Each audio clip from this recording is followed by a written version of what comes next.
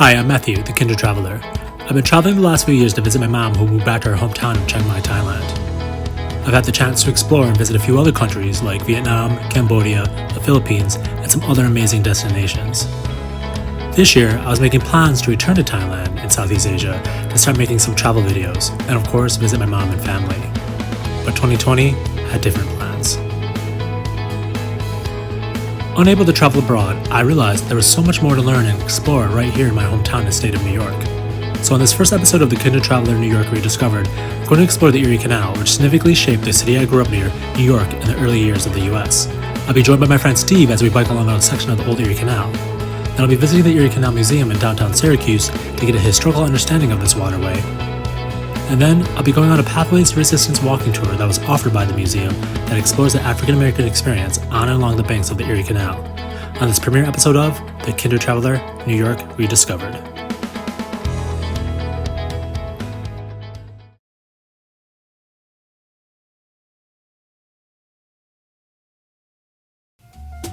Welcome to my home city of Syracuse, New York, located about 5 to 6 hour drive north of New York City. Syracuse might be better known for college basketball and being one of the snowiest, if not the snowiest metro area in the US. But this upstate city that I call home has plenty more to offer.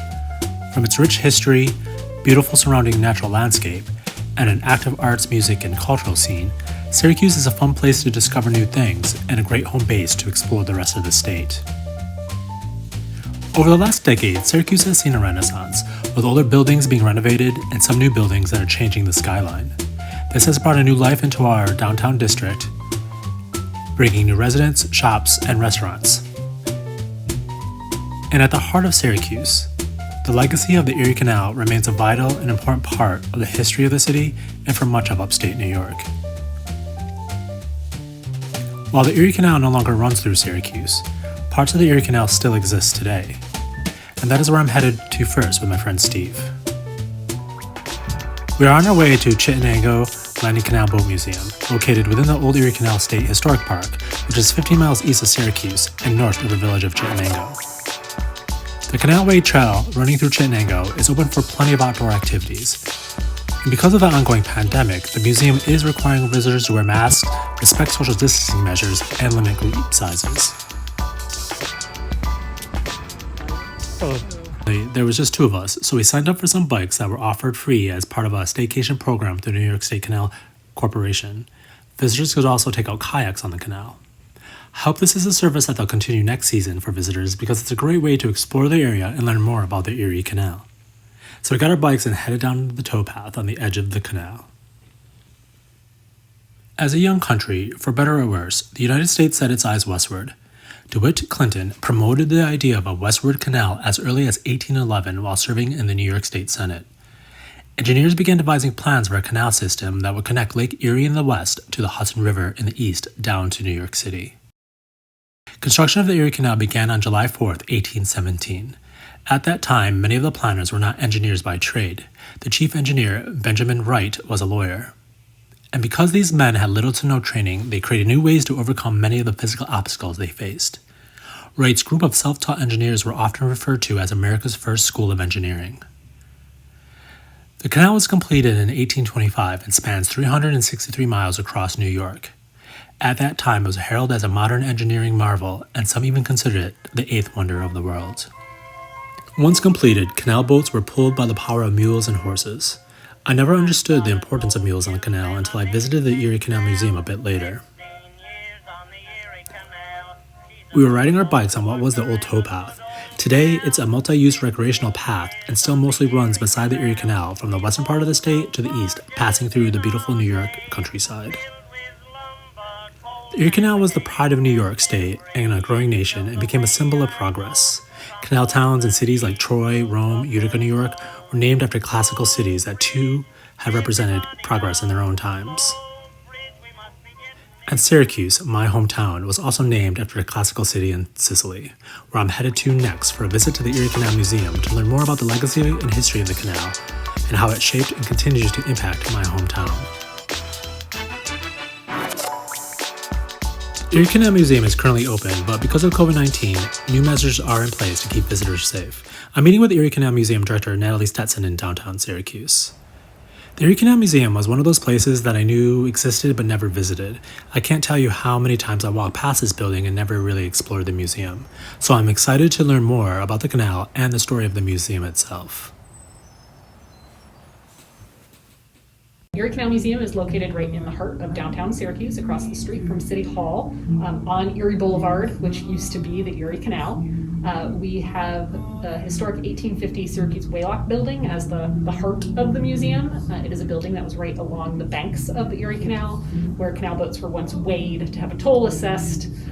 There used to be 7 of these Waylock buildings all around the state, but we're the last one. The other 6 have all been knocked down. The building was almost knocked down in the 1950s to pave way for the interstate system, but it was saved by local residents for the purpose of becoming an Erie Canal Museum. So we've been open to the public since 1962, telling this great American adventure story of the Erie Canal. So we've got lots of exhibits that talk about the history of the canal. We have a full-size replica canal boat that you can board and explore, and just talk about the Erie Canal. So the construction of the canal began on 4th of July, 1817, and it was finished. They celebrated the opening of it in October of 1825. So we're right in the middle of that bicentennial. As they opened it, or as it was completed, they opened portions of it. So by April of 1820, it was open through Syracuse. There was a 94-mile chunk of it from Utica to Montezuma that was open by 1820. So this is our bicentennial year of the canal. Is right now. It's happening. And so it took 8 years to build the whole thing. I'm on a pathway to resistance walking tour that was offered by the Erie Canal Museum. This tour examines the African American experience in the early days of the canal and during the anti-slavery and abolitionist movements here in Syracuse. What do you folks think of when you imagine central New York, Syracuse, New York in general, what the attitude of people towards the institution of slavery was in this area in the early 1800s, mid 1800s? The opening of the Erie Canal in 1825 coincided with the abolition of slavery in New York State in 1827. With the passage of the Fugitive Slave Act a few decades later in 1850, the Erie Canal became an accessible route for the exodus of many African Americans. Syracuse and the Erie Canal played a key role in the abolitionist movement, and Syracuse became an epicenter for anti-slavery sentiment. So much so that the Secretary of State, Daniel Webster, came to Syracuse with a warning that any resistance to the Fugitive Slave Act was treason. This balcony. It is treason, and nothing else. Depend upon it, the law will be executed in its spirit and to the letter. It will be executed in all the great cities, here in Syracuse, in the midst of the next anti-slavery convention, if the occasion should arise. Then we shall see what becomes of their lives in sacred honor. In response to the Syracuse speech by Daniel Webster, local residents freed an escaped former enslaved person from the custody of federal marshals, which would become to be known as the Jerry Rescue, where we're headed next for the final leg of this tour. Around noon on October 1st, 1851, federal marshals from Syracuse, Rochester, Auburn arrested William Jerry Henry, a former enslaved person from Missouri who was working as a barrel maker in Syracuse. That same day, an anti-slavery convention was being held here in Syracuse.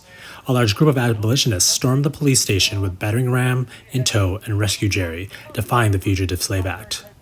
Jerry was hidden in the city for a few days before being ferried to his freedom to Kingston, Ontario. The one event in the history of Syracuse that achieved such national importance that it outlived the beginnings of a national party, the doings of great conventions, and other things that were reflective of their periods.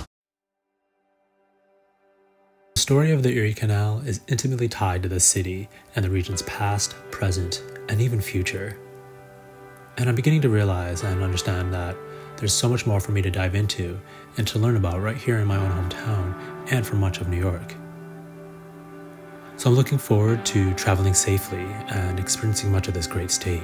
And I hope you'll join me as we explore New York on The Kindred Traveler, New York Rediscovered.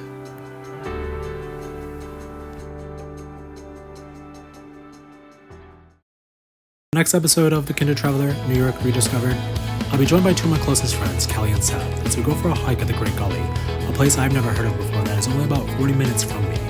And in celebration of the fall, we'll head to the Apple Station where we'll be sampling some apple wines and spirits.